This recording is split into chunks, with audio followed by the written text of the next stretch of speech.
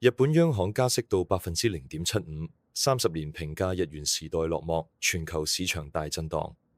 日本央行19日宣布，基準利率從0.5%加至0.75%，創1995年以嚟最高，正式結束長達30年嘅超平價日元時代。全球資本市場迎來史無前例嘅壓力測試。點解呢一次升息牽動全球？核心係過兆美元嘅套利交易。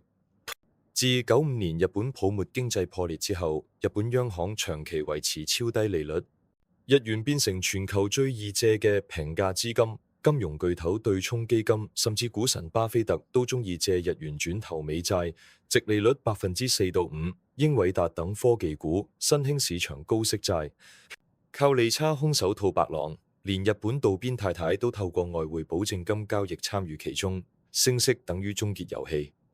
套利交易被逼平倉，市場恐慌蔓延，融資成本從1%以下飆升至75%，8倍槓桿嘅套利模型，瞬間由賺轉蝕變成演算法死亡。資金必做動作拋售全球高收益資產，美股、美債加密貨幣換返日元還債，連鎖反應日元需求暴增到日元升值，令到匯率虧損加劇，引致加速拋售，導致日元全球流動性急緊縮。各市場影響逐一睇。美債市場，日本係美債最大海外持有國，逾12兆美元。日債殖利率上升後，日本投資者或拋售低收益美債壓力山大。新興市場向來係套利資金冒險樂園，流動性收緊下，首當其衝面對資本外流。貨幣貶值，科技股同加密幣過去靠廉價資金撐起嘅高估值，面臨風險偏好降溫，估值要驗真身。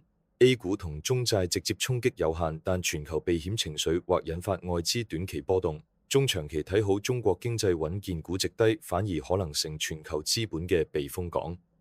人民幣國債或者吸引避險資金睇好。關鍵結論：今次日本央行加息嘅信號意義遠大於佢本身嘅幅度，代表全球金融秩序變天，靠免費資金調動資產嘅時代結束，全球市場將進入新一輪調整。